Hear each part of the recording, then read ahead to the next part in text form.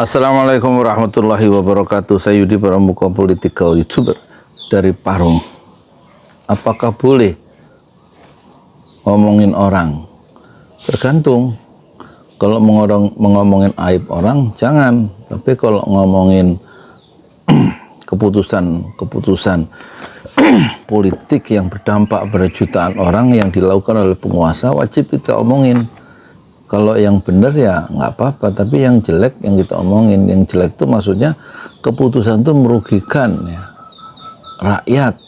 Misal tiba-tiba beras naik itu, atau BBM naik dengan alasan, atau STNK naik, pajak motor naik dengan alasan untuk biaya kereta cepat. Lah kita omongin itu keputusan politik yang keblinger itu. Ngapa uang kita dipakai untuk biaya kereta cepat, padahal yang bikin kereta cepat itu siapa dengan utang? Kan sudah dikritik bolak-balik, itu nggak layak, masih diterusin. Kan nekat tuh pemimpin kayak gitu kan. Akhirnya pakai uang anggaran dari APBN ya, padahal awalnya janjinya B2B. Nah itu B2B itu harus bisnis to bisnis, nggak pakai anggaran dari pemerintah, nggak ada jaminan pemerintah. Ini persoalan bisnis antara BUMN Cina dan BUMN Indonesia. Tapi itu diingkari kan sama pejabat-pejabat kita sendiri, menteri keuangan kayak, menteri itu kayak, menteri itu kayak. Ini kan yang pemimpin dari menteri itu atasannya kan, terus pakai uang kita, uang anggaran APBN kan, bukan uangnya presiden, bukan uangnya menteri ya. Ngapa buat ngurusin kereta cepat? Itu kesejahteraan manusia yang lain. Kereta cepat yang pakai pebisnis itu, yang elit itu, karena ongkosnya 3.000. Kalau rakyat kayak saya mah ya pakai Prima Jasa ke Bandung tuh cepat lewat Cipularang 75.000 ya sampai Garut. Ini mah bukan saya pada larang. Kalau saya kereta cepat, saya sendiri harus ke Halim ya 30 menit, buat apa juga cepet-cepet, ongkosnya gedean. Jadi menunjukkan itu proyek elit ya, kereta cepat ya. Itu kita kritisi. Itu ngomongin orang, iya, ngomongin pemimpin yang salah dalam ngambil keputusan ya kan. Terus sekarang ngomongan Prabowo, ya, kita ajak kerjasama kelompok-kelompok kekuatan-kekuatan bangsa. Kalau yang nggak mau kerjasama ya mau jadi penonton yang baik, jangan mengganggu, gitu. Kata Prabowo di Rakornas PAN kemarin tuh loh, Partai Amanat Nasional. Karena kita mau kerja lah, itu omongan itu dikomentari. Kenapa? Karena berbahaya.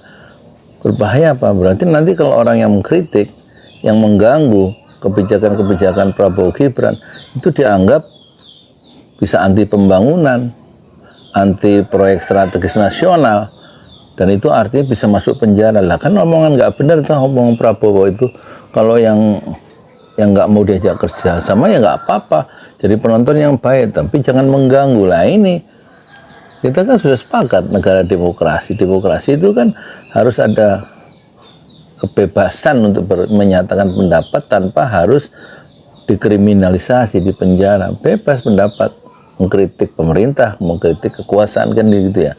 Jadi boleh ngomongin Prabowo ya, boleh Prabowo sebagai presiden yang punya kewenangan dan punya anggaran besar yang bisa mensejahterakan jutaan orang, dan sebaliknya bisa menjerumuskan banyak orang karena keputusan-keputusan politik sebagai presiden yang punya kekuasaan, bukan sebagai pribadi presiden yang kita jelek-jelekin personalnya ya, bahwa dia keluarganya begini, bahwa badannya begini, enggak ya kan?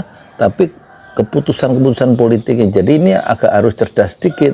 Ngomongin orang tuh ngomongin bukan fisiknya, bukan masa lalunya, keluarga dia, tapi kita ngomongin keputusan-keputusan yang pernah dibuat di masa lalu ya, yang akan mempengaruhi keputusan-keputusan politik yang ada di sekarang. Seperti apa? Misalnya Prabowo tahun 98 melenyapkan, menculik 9 aktivis, dan kemudian karena alasan mereka mengganggu ya status quo kekuasaan Orde Baru yang dipimpin oleh mertuanya Pak Harto, dilenyapkan oleh Prabowo, kemudian dilepaskan dalam keadaan hidup 9 orang yang diculik. Nah, proses penculikannya itu karena perbedaan pendapat dan mereka mengkritik penguasa yang 9 orang itu penculikannya aja sudah salah, dan itu dilakukan oleh Prabowo Muda ketika dia punya kekuasaan. Nah sekarang dia punya kekuasaan sebagai presiden, kebayang nggak apa yang terjadi kalau kritik-kritik itu dilontarkan kepada kekuasaan, ke Prabowo yang punya kekuasaan. Dulu dia hanya sebagai pangkostra saja di Kopassus, itu bisa menculik segitu banyak orang, dan masih ada 13 yang nggak kembali, kata keluarganya. Kalau memang sudah 9 orang dilepaskan, itu yang 13 orang gimana nasibnya? Kalau nggak kembali dalam keadaan hidup, ya mana deh ininya, makamnya, supaya kita tempat bisa berziarah ke makam keluarga kami yang 13 orang. 13 orang. Termasuk Wiji Tukul penyair itu, kemana itu kuburannya, ya kan? Anaknya menanti itu, dan yang lain juga, istrinya menanti, pamannya menanti, keluarga besarnya menanti. 19 orang lenyap dalam proses penculikan Mei 1998, dan dalam konteks ini Prabowo dianggap dituduh terlibat, dan dia tidak bisa menjelaskan kecuali mengatakan, Prabowo berkata, semua yang saya culik 9 orang sudah saya lepaskan dalam keadaan hidup. Pertanyaannya, apa kita percaya dengan ucapan Prabowo itu? Dia juga pernah ngomong, saya timbul bersama rakyat, saya tenggelam bersama rakyat. Saat dia tahun 2019 didukung oleh umat Islam melawan Jokowi, dia ngomong begitu. Saya timbul bersama rakyat, saya tenggelam bersama rakyat. Ternyata dia menyeberang berangkulan dengan Jokowi dan meninggalkan umat Islam, ulama-ulama Islam, ijtima ulama yang mendukungnya, dan dia timbul bersama Jokowi sendirian. Assalamualaikum warahmatullahi wabarakatuh.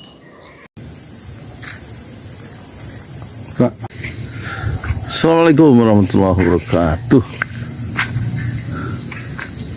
Tadinya saya duga yang membangun Masjid 6 Syuhada 2 lantai ini hanya berdua, yaitu Pak Erik, Pak Hasan. Ternyata tanpa Pak Narto sebagai mandor yang membeli, yang merancang, dan lain-lain, ternyata tidak mungkin hanya dilakukan berdua, harus bertiga dengan mandor. Tapi ternyata kalau dipikir-pikir, 3 orang itu pun tidak cukup tanpa 200 donatur di 5 benua. Ya, dengan donatur sebanyak itu, maka berdirilah Masjid 6 Syuhada. Memakan waktu 2,5 tahun sejak dimulai pembangunannya tanggal 2 Agustus hari Senin 2021. Tetapi dugaan saya itu juga salah.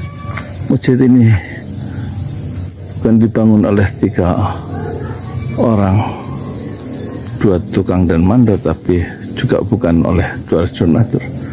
Tapi semuanya kalau tanpa pertolongan Allah, tanpa digerakkan Allah, maka masjid ini tidak mungkin jadi.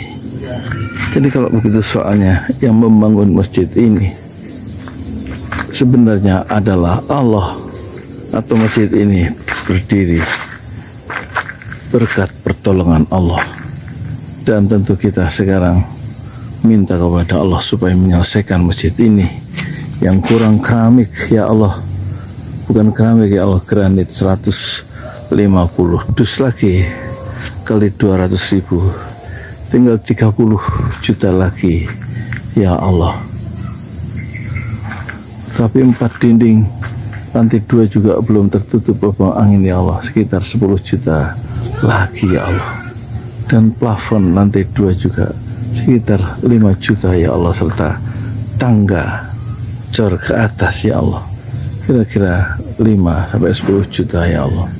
Dan finishing yang lain tentu hanya Engkau lah yang menyelesaikannya, ya Allah. 80 juta adalah mudah bagi Engkau, ya Allah, sehingga masjid ini bisa sebagai sarana untuk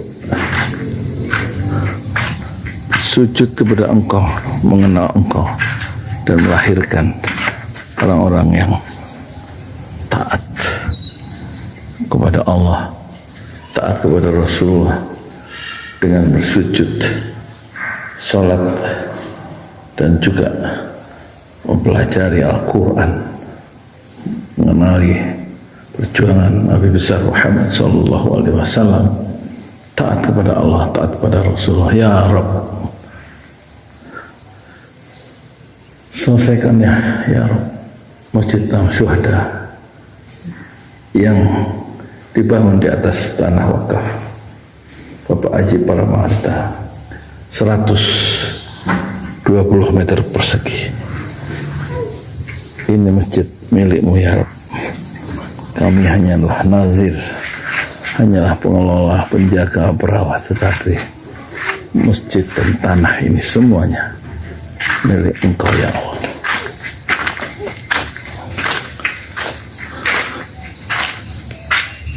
Amin amin ya rabbal alamin.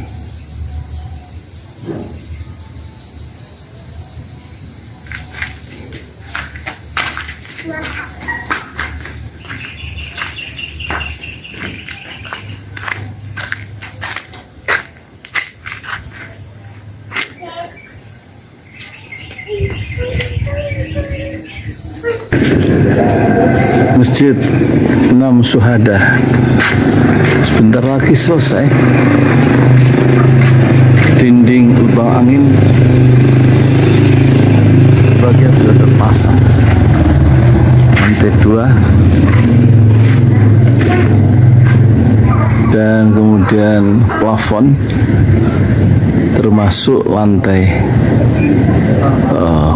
bukan keramik, granit 150 dus bersama tiang-tiang yang ada 16 setinggi 4,5 meter. Kemudian finishing terakhir adalah tangga menjebol atap ya, lantai pertama untuk masuk ke lantai 2. Inilah Masjid Enam Syuhada. 2,5 tahun lalu dimulai pada 2 Agustus hari Senin 2021. Tinggal sedikit lagi insya Allah, dan lantainya dari keramik, bukan keramik, granit sudah diresmikan lantai pertama. Nanti lantai kedua lewat sini tangganya jebol untuk masuk ke lantai 2.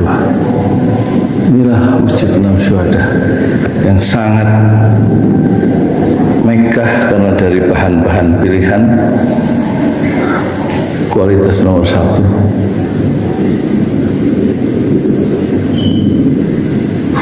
Tinggal sekitar 80 juta lagi finishing lantai atas selesai insya Allah.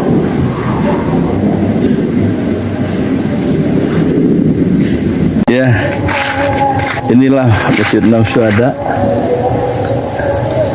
yang sangat bersejarah ya dalam sejarah dakwah Indonesia modern insya Allah, karena ini dibangun dalam konteks kezaliman rejim penguasa yang sudah membunuh 6 santri dari front Laskar Front Pembela Islam, dan kita abadikan pengorbanan dan perjuangan dakwah mereka sehingga kita sebut namanya Masjid Enam Syuhada. Mereka mengawal perjalanan dakwah gurunya Habib Rizik Syihab, dan mereka dicegat oleh orang-orang jahat di kilometer 50. Saya Yudi Pramuko, tukang donat dari Parung Suber, tertua di semesta fasbir sabrun jamila.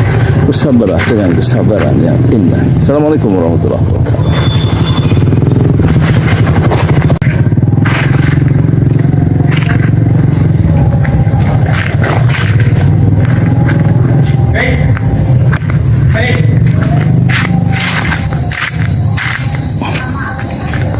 Nah, ada nggak yang kerja? Ya.